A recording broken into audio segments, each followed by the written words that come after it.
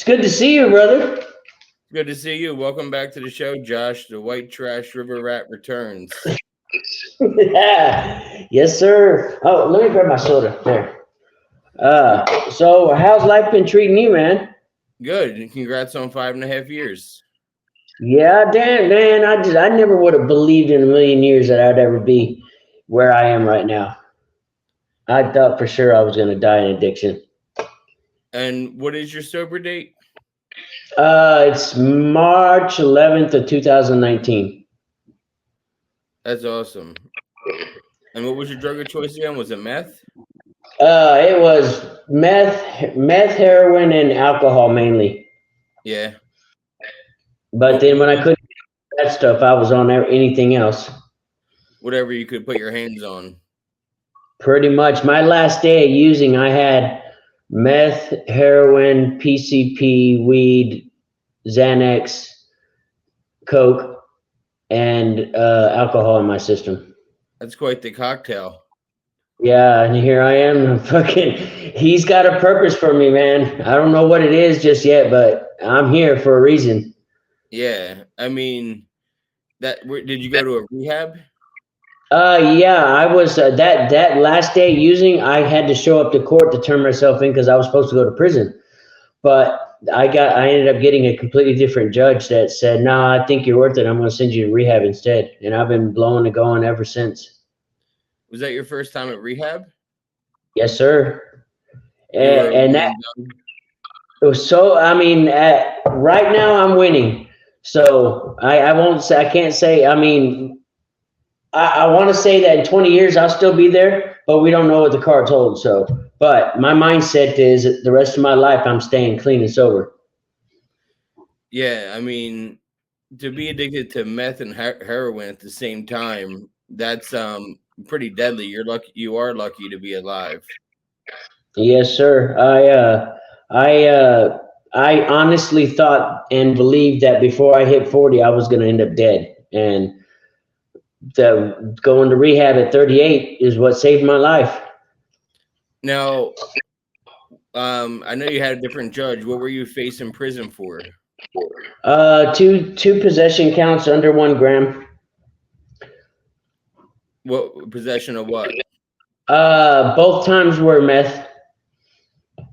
Yes, sir. I was lucky enough to not get busted with any of the other shit that I had, but I did get busted with less than a pinky nail's worth of meth both times.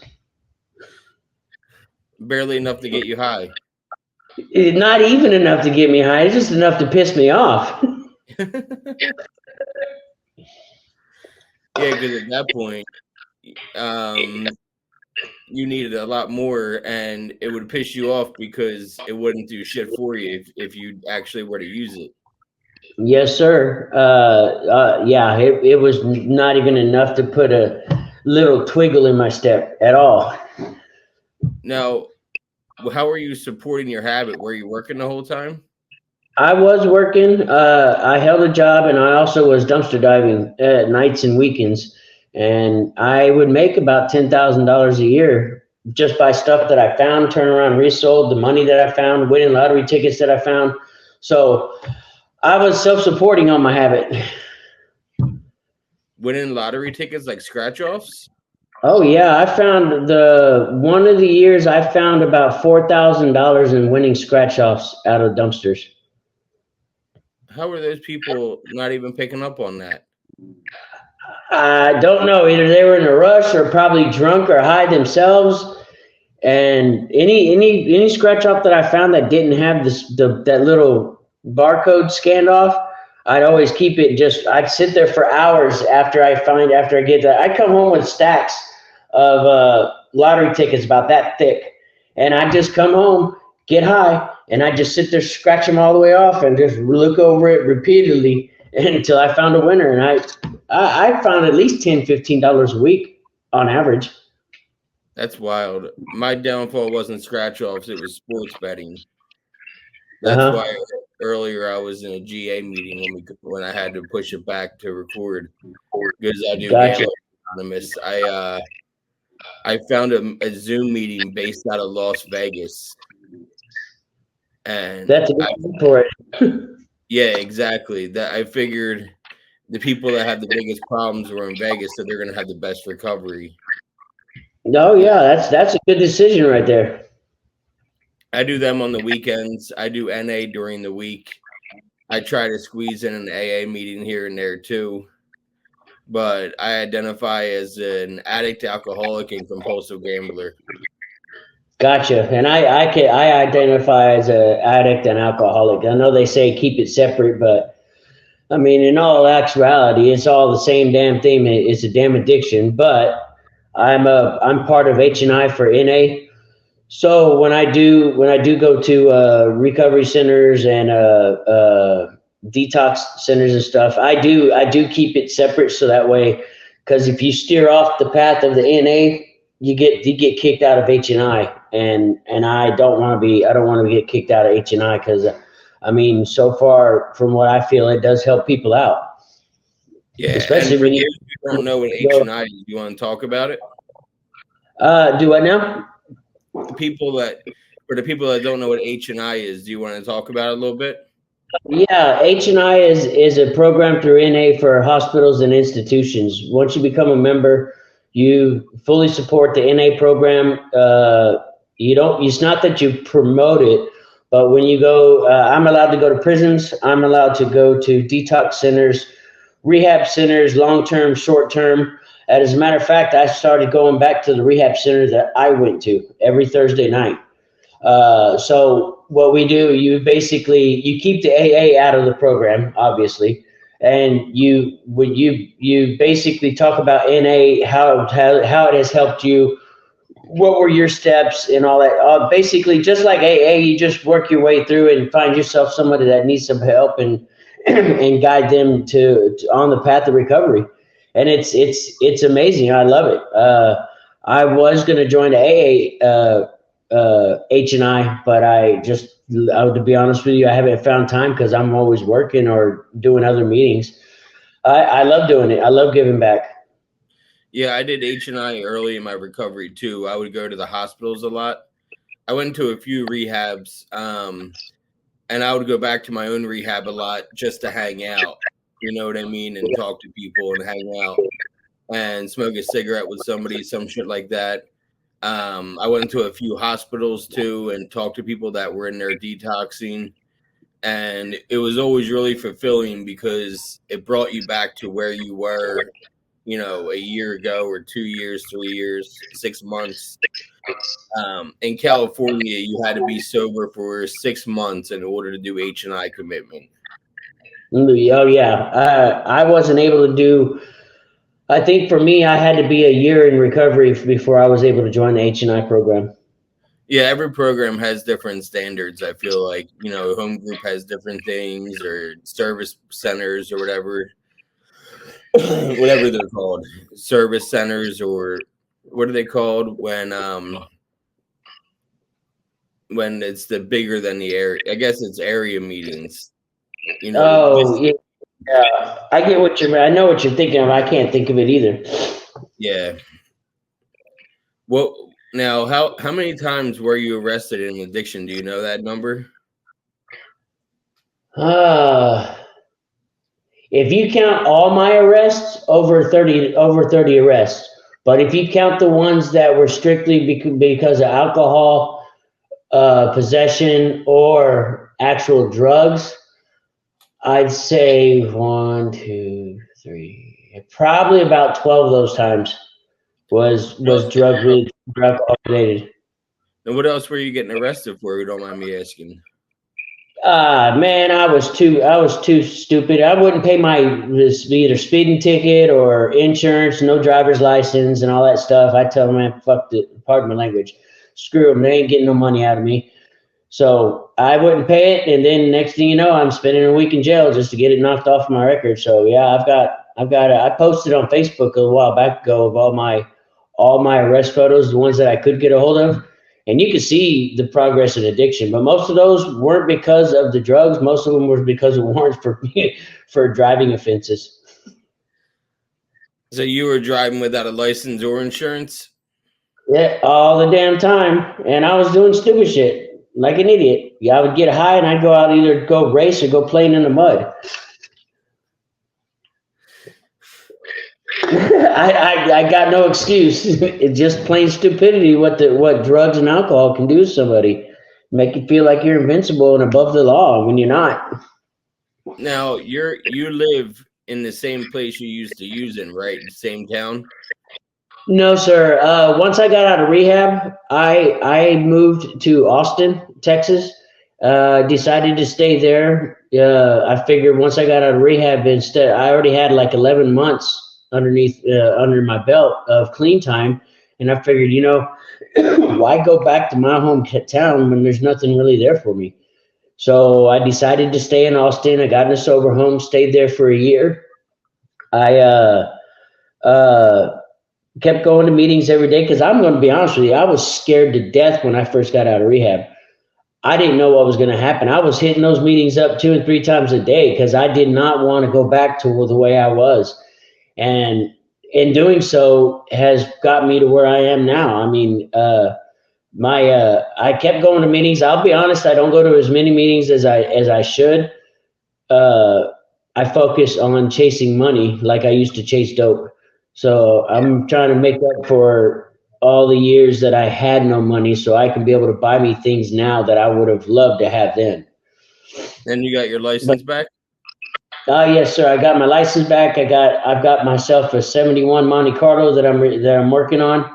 Uh, I plan to put a LS1 in it. I plan to do a lot of things with that car. I've just little by little working on it. I live now, actually, I moved out of Austin. I live north of Georgetown, Texas, in Gerald. It's a little bitty town, small, and I am actually only 20 minutes away from the rehab center that I was at. So I go Thursday nights to go share with them. That's Hey, awesome.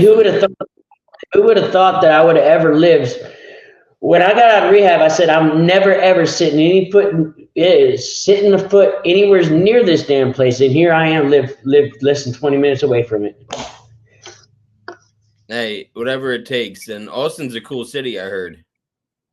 Oh yeah, I love it, but and you already know what I'm about to say. I hate the damn traffic, but I mean, Austin makes me a lot of money though. I do a lot of side work. I work 5 days a week at a generator installation company, and I have goals and aspirations and ambitions now that once I get my journeyman's, and I'm going to be going for an electrical contractor's license, and by this time next year, I plan to have my own business. That would be cool. Yes, sir. So far everything is lining up on its own without me putting the effort into it. So if I was to ignore all those signs and everything going the way it is, that would be just plain and stupid. Yeah. I in an alternate universe, I could have found myself living in Austin. Because I used to do stand-up comedy in addiction, and now the comedy scene in Austin's huge. A Oh lot of yeah. a lot of comedians left LA and left New York and went down to Austin to like perform down there. Yes, sir. I just went to a show over at the Velveeta Club, or no, not the Okay. Velveeta. Uh, I can't remember what it was, but it was AJ Wilkerson. He's an autistic comedian. He's fucking fun. Pardon my language. He's freaking hilarious. Yeah, I go down there to see. I got another comedy show. I'm trying to go to the Joe Rogan comedy show, but I was gonna say, yeah, the comedy mothership. yes, there's so many places in Austin to go to for comedy and stuff, and it's awesome. I love it. I wish I could record the shows when I'm in there, but they make you put your phone in a case and lock it up. Yep. Yeah, I heard. Well, that's for a reason too. I mean, because people would be recording and posting. A lot of people are up. The reason they do that, a lot of people are trying new material, and they don't want somebody recording their new material and and post it on their own, and people take it out of context, because Got context it. is so important. And it's like anything else. If you just come up and if I was to post a video of you just saying, yeah, I used to smoke heroin, or I used to inject heroin, or I used to, you know what I mean? Like somebody, and I just posted that without any context, it would almost make you look bad, you know? Ah, So, gotcha. yeah. I try to post videos that have context in them because I don't want people to look bad, you know what I mean? I just posted Gotcha. a video the other night, and it was me and this girl talking. Now, were you a snorter or a shooter, or how did you? I was a shooter and a snorter. We talked Most of about the what's that? most of the times I shot it up. Yeah, we talked about snorting the other night and how we would have to pick our boogers and eat it because our noses would get so congested, and you weren't going to waste any of that drug.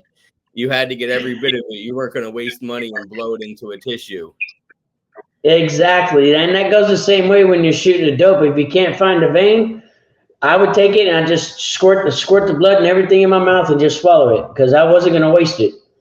Yep. Not the ideal way of doing it, but and it definitely not the healthiest way of doing it. Sometimes you can't find a vein, and it's like fuck it. You already made Yep, I it mean, work. yep. There was countless of times like that.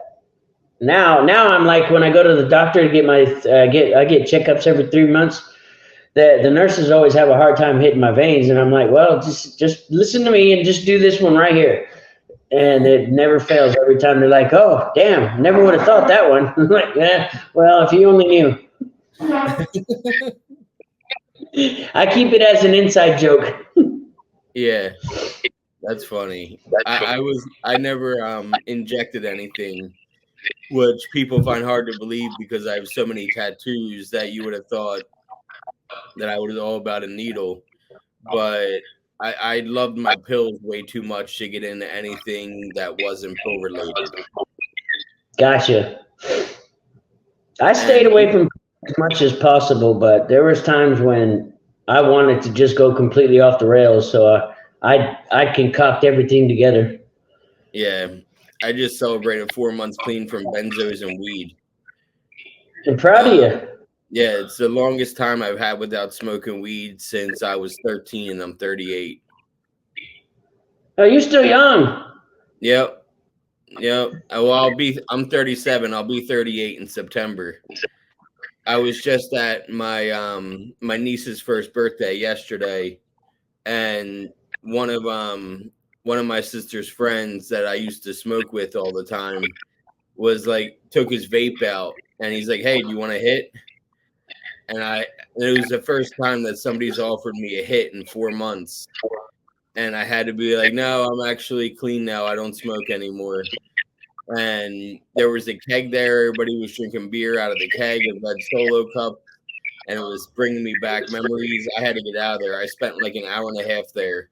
I drove 2.5 hours to get there, and then I stayed for like an hour and a half, 2 hours, and I was like, I gotta get the hell out of here. That was a good decision right there. Yeah, that can creep up on you real quick. I knew what was coming is the beer pong. You know what I mean? Beer pong or flip cup, all the games that you play when you have a keg. I knew that they were going to be breaking out those games soon. I just had to.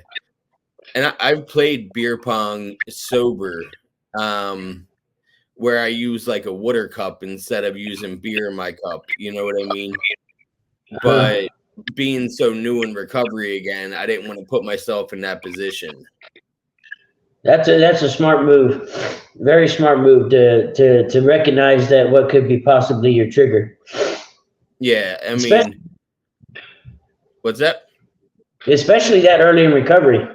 That takes a lot of discipline and a lot of courage to be able to recognize what could lead to something that you Yeah, I don't mean, want.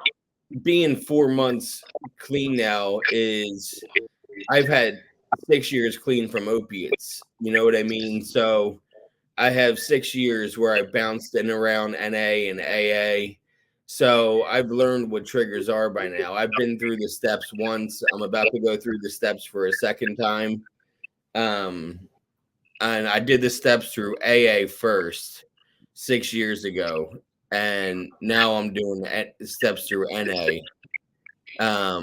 because it's a little more in depth through NA. Like there's literally a workbook that you have to use, and you go through like a workbook for NA.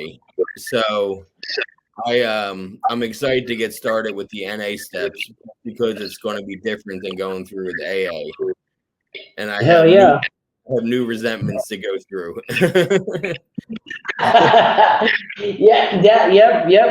That does happen. It's kind of weird that how when you do the AA, do it the AA way, but then you do it the NA way, completely different. Results. Yeah, results come out of it. When I did, I started out with AA. That's the one I normally do with my sponsor because he's in AA. He's got 25 years, I believe. Should be hitting 26 in January. And so I do the AA program with him, but when I have sponsees, I do the NA program with them because the addicts usually turn towards me more than the alcoholics do. Yeah. So it's weird because I'm working one program with my sponsor, and then I'm working the other program with my sponsees, and then some different resentments come up when I'm working with them on their fourth step, and I'm like, well, shit, I got to go take this to my sponsor, and it's pretty cool, and I think, in all honesty, being a part of both programs is very, very helpful for me. Yeah, me too. I got an AA sponsor and I got an NA sponsor. And with my AA sponsor, I'm on step 4. I've been kind of sitting on it for a couple months. And he's got like 3 years sober. And then my NA sponsor's got like 30 years, so 30 years clean. So I feel like once I get to a 4th step with NA, I'll just write out my AA step with my NA step and move on to a 5th step at the same time. Just kind of play catch up. I can't escape my AA sponsor. I live in an apartment complex. I'm on the 2nd floor, and he is right across the hall down below me on the 1st floor. So he's smoking a cigarette outside, and he'll be coming in from work, and he'll be like, "You work on that 4th step yet?" You know what I mean? I can't escape. I got you. Well, I did my first 4th step in rehab, and I'll be honest with you, I sat on it for a good couple of months, and then I finally broke down and went ahead and do it because I was like, well, if I'm not going to get anywhere if I don't do this. And that's when I realized that I was never a victim. I was actually the villain in my story. Yeah, the first time I did a 4th step, I noticed most of my resentments were against myself. Yes, a few of my resentments were against myself as well. A couple of them were out of my control, but for the longest time, I still hated myself because of it. Like when I had cancer when I was 4, when I had cancer as a child, kids are evil. And I had no hair, completely white, and I was picked on, and that was the start of the reclusive life that I was going to live, and I hated myself for it. But then my sponsors telling me, he goes, "There's no reason to hate yourself for it. That was God's doing, not yours." And he's like, "That's why you are where you are right now, because of that. You had to live through that to get to where you are." So I don't have no resentments towards it anymore. What kind of cancer did you have when you were 4? I had non-Hodgkin's lymphoma, and they said, as I understand it, that I was pretty sick, and that the chances of living was not ideal. But here I am. As a matter of fact, it's been exactly 40 years that I was diagnosed with cancer, and I am still here now. How old were you when it went into remission? I was 4 years old. No, I mean when you went into remission, when you started getting healthier again. I believe it was about 2 years after that. When I was finally was told by the doctors that I was good to go. Yeah, that's rough. One of my good friends growing up, he had cancer when he was like 5 or something like that. I forget what kind he had. But it affected his shoulder, like his one arm was shorter than the other. Oh, So because he had to have surgery on his shoulder at a young age, so it grew differently. And he was pretty bad. Like he met Michael Jackson through Make-A-Wish Foundation. That's how bad he was off. oh, wow. So, but he's still here 30 years later, just like you. So you were 38 when you got clean and sober. How old were you when you started with drugs or alcohol? I would say it was more towards about high school. I was probably about 15.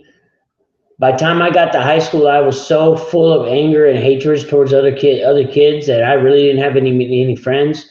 So I was also on Ritalin at the time, but I was drinking alcohol before I got to school, like 7 o'clock in the morning, getting lit, and I was also tallying up my Ritalin pills and keeping them on stockpile so that way I could take a whole bunch at once and just be freaking flying high through school.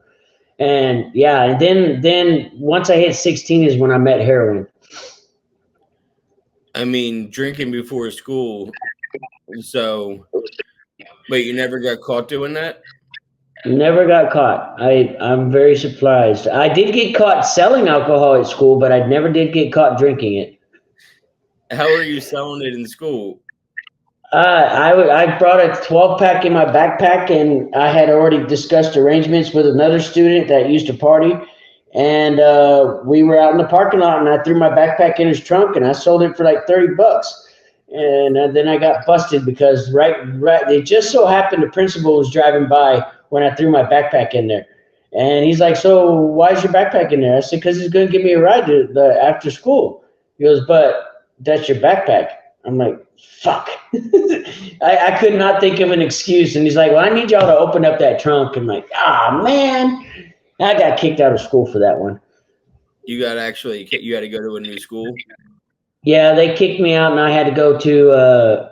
I got suspended, so I say that as kicked out. I got suspended for a week, and then I came back, and I had already had the fuckets, and I was going balls to the wall, just doing stupid shit in school, till I got put in ISS, and then I got in a fight in class, and after that, they said, "Fuck it, you're out of here," and I walked out and quit school right then and there. I did go back and get my GED though. But that was not till after I was 18. Yeah. Were you able to buy alcohol at a young age? There was a few places in New Braunfels that was selling it. I definitely did not look like I was 21, but that store didn't give a shit. Yeah, that makes sense.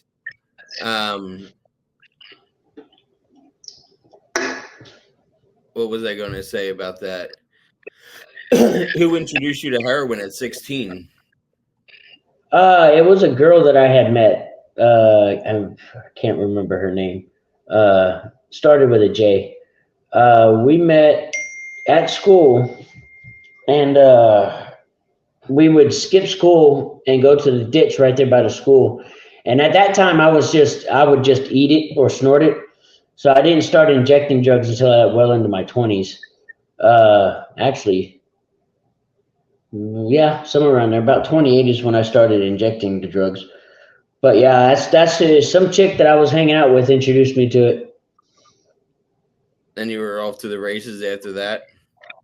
I think at that time it was more pills than it was that. I mean, I did get kind of hooked on it. I was doing it 2 or 3 times out of the year. Most of the time, I'd be able to say, "Okay, no, I don't like the way it's making me feel," so I just pop pills. But once I got more into my later teens, like 19 and then 20, is when it really took a hold of me. I was doing coke and crank and heroin. I mean, I escalated pretty quick. Crank is Meth's cousin. Yes, that's the real shit there. Yeah, that's like biker meth. Yes, sir. That's the shit you do just like this much and you're up for 4 days. Yeah, that's tough. There's no such thing as the biker meth anymore, Just which like is a good. there's no such thing as heroin anymore either. No, it's all that fentanyl shit. Yeah, I'm I'm, afraid to relapse on opiates. I've got a sponsee that relapsed a couple of months ago on fentanyl, and it wasn't looking too good for him. He ended up in ICU. Um, but I stay in contact with his mom as much as I can. He seems to be doing better, but he's got a long, long, long road of recovery ahead of him. Now, in your recovery, has there been any kind of days where you wanted to go out and you had to battle through it? Oh, there's countless times it's happened. It happens to me at least 2 or 3 times a year. Usually I just get with my sponsor, but this last time, I was struggling with wanting to get drunk and smoke some weed. And smoking weed really, it's not that big a deal. I mean, it is mind altering substance, but I know that if I start smoking any weed, I'm going to want to chase the higher stuff because I was a speedster. But so I went and bought a can of dip, and my cravings went away. I don't know what the fuck made me think of it, but now I dip during the daytime at work, uh, and it helps keep my urges away. That's good that you found another outlet. I mean, dip isn't great for you. Oh, but I figure I've already got no teeth anyway, so it ain't that big a deal. How old were you when you Nothing. started losing your teeth? I started losing my teeth. A lot of it was because of the chemotherapy that I went through back in the '80s. But once I started doing the other drugs, it escalated it. I had already started having rotten teeth by the time I was 23, and then it just got way worse. I have no top teeth right now. I finally 2 years ago now, I finally went to a dentist, and I got them all pulled, and I got a couple of teeth on the bottom pulled, but you can't tell. No, yeah. You'll have to send me all your mugshots, that collage you made. Oh yes, I definitely will. You'll be when you. I'll start from the beginning, like my very first time I think it was, and all the way up to my last time, and you'll see the complete progression in addiction. And there's some of those photos that I even look at like, oh my god, there's no way that's me. Yeah. Well, that is you. You're doing awesome. You know what I mean? You got 5.5 years now and counting. You're every day is a day further away from the drugs and alcohol. Alcohol, people don't realize how triggering it is because it's in the commercials, it's on billboard ads. You know, at least cigarettes, which I'm addicted to still to this day. You know what I mean? And you still smoke, right? You still smoke cigarettes. Oh yeah, definitely There's smoke cigarettes. But there's no ads for cigarettes anymore. You know what I mean? It's not as triggering all over the place. You don't see ads for Marlboros anymore, I and there remember. used to be ads in magazines and shit all the time. Hell, I remember the TV ads still for the Newport where they're running around on the beach, and then the Marlboro Man. Oh yeah, I remember all that shit. God damn, I'm getting old. Remember Marlboro Miles? Oh shit, yeah, I still got the leather jacket. Remember the camel cast? My friend's mom used to give me free packs of cigarettes because I would give her all my miles. I would collect Uh, my miles and I would give her like 30 miles and she would give me a pack of smokes as a thank you. Yo, So wow, I remember doing that with my uncle. He'd get me the stuff, and then I also did the camel cash, and I got a couple of Zippos from that. see, when I started smoking Camels, Camel Cash wasn't a thing anymore. I started smoking Camels. I've changed over the years. I started smoking at 13. I started smoking cigarettes and weed at 13. And when Hmm. I started smoking cigarettes, it was Parliament Lights first. And then I went to Marlboro Menthol.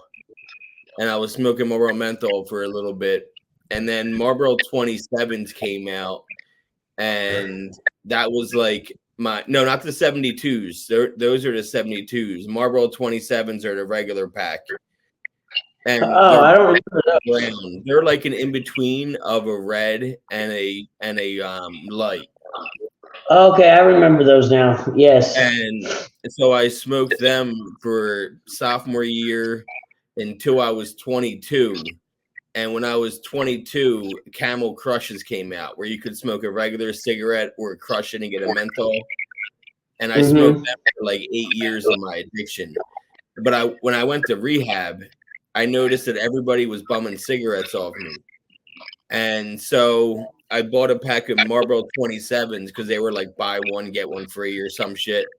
And so I bought a pack of 27s, and nobody bummed cigarettes off me anymore because they were non-menthol. So I was like, fuck it, I'm going to stick with these non-menthol cigarettes so people stop bumming cigarettes off me. Yeah, I've noticed that too. Where when I smoke, I started out at 12 or 13 with cigarettes, and I smoked GPC. Ugh. I can't remember what the initials stand for, but then no, my first cigarette was a Camel non-filter. Damn, I smoked those. Cowboy shit. Yeah, I started out on that. Then I went to GPC, and I ended up cutting the filters off of those because I liked the non-filters. And then I went from there to Doral, from Doral to Winston, from Winston to Marlboro, Marlboro to Camel, and then Camel back to Doral. And now I smoke American Spirit. Damn, the American Spirits, they're kind of harsh. Oh, they're harsh. They're the strongest ones you can get, and that's what I like. But they're also the most expensive. They're $12 a pack here. Yeah, my cigarettes are $11, but if you buy 2 packs, you get $2 off. Can't beat that. So I get 2 packs for $20 and like 50 cents. And the thing is, it's crazy because I remember when this was 20 years ago, but you could buy a pack and get a pack for free. Oh, yeah. Like Marlboros would do a promotion where it came in that little cardboard cutout kind of thing and would have 2 packs, and it would literally say buy one, get one free on it. And I remember. And it was only like $5 or $6 back then. No, it wasn't even $5 back then. It was like $3.99 for a pack back then. Well, down there in Jersey back then, it was like $6. Oh yeah, Jersey's a little bit more expensive. Yeah, Jersey was a little more expensive. And I remember we used to drive down to Delaware because Delaware had them cheap and they had no taxes. Delaware is a tax-free state. So we would drive 45 minutes down to Delaware when we were 17, and we would buy like the most you could buy at once was 5 cartons. And there would be like 4 of us in my car buying 5 cartons each because we would go in school and be like, I'm going to Delaware this weekend. And it was like $25 for a carton. And we would charge $30 for a carton because if you buy 5 cartons, you make $25 and get a free carton for free. Yeah. So we would all, and we come back with 20 cartons of cigarettes. This is how old I am. I remember when Walmart had their own cigarette aisle, and it was completely open. You could walk up there and grab cartons of cigarettes off the shelf yourself and walk to the cash register. So I used to wear cowboy boots, and I'd walk out of there with 6 cartons of cigarettes after buying one carton. I used to, when I worked at CVS, I'm going to incriminate myself for a minute here. When I worked at CVS when I was in high school, I would have my friend come in and buy like a soda, and I would scan the pack of cigarettes, but I wouldn't scan them. I would show, I would flip the pack around and I would show on camera that I was scanning them. You know what I mean?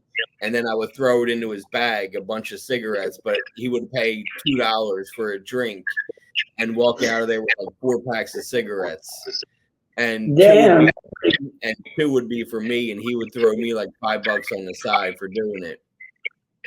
Yeah, damn, that come out ahead right there, big time. But I only did that probably 4 or 5 times, and then I quit. So I Yeah, got out while I was ahead. I didn't do it so much. I didn't do it every day, that's for sure, because then people would have taken notice. yeah. The shit we used to do to keep ourselves going. Oh, there's so many things that just brings back a flood of memories of the things I would do to keep going. Things I mean, I'm not saying that I wasn't a perfect drug addict, because there's no such thing as that. But there's a lot of things that I did that I should have never done, that I'm very lucky that I never did go to prison for. There's so many things that I should have went to prison for that I didn't. So I'm blessed and stuff. But yeah, it's amazing the things that we would do to be able to get one over on everybody else, or to save ourselves some money, or to benefit ourselves before anybody else. Yeah. The last thing I wanted to ask you was, how did you get the nickname the White Trash River Rat? So how it was I had I when I growing up, I was made fun of all the time. So I got the mentality, after being so bad in the addiction, that if I can beat everybody else to the punchline, then it won't hurt my feelings as bad. So I started calling myself White Trash, and then somebody had mentioned that since I go to the river, that they called me a river rat. So I said, "Fuck it, there we go. There's my name, White Trash River Rat," and it stuck. And I never did get the tattoo on my back finished, because I was gonna have River Rat tattooed. I've already got White Trash tattooed on my back. But yeah, so that's basically it. It was basically just a punchline to beat everybody else to it, so I wouldn't take it to heart so much. I used to do the same thing. I would get up on stage and make fun of my weight, because if I'm making fun of my weight and I say things way more harsh in my head, than you can hurt me with your words. Yeah, So gotcha. I completely know what you mean by that, being self-deprecating, because we're our own worst critics. Yes, sir. So, and now you're living the dopeless life, dopeless hope fiend. So, Yes, sir. Oh, there. yep, I got it. That's awesome, man. I'm super proud of you where you're at right now. I appreciate it. I'm proud of you too, brother, man. Thanks, bro. I appreciate it. Have a good weekend. You too, brother. God bless. If you need anything, you can always hit me up. I appreciate that. All right, love you, man. All right, see you, bud.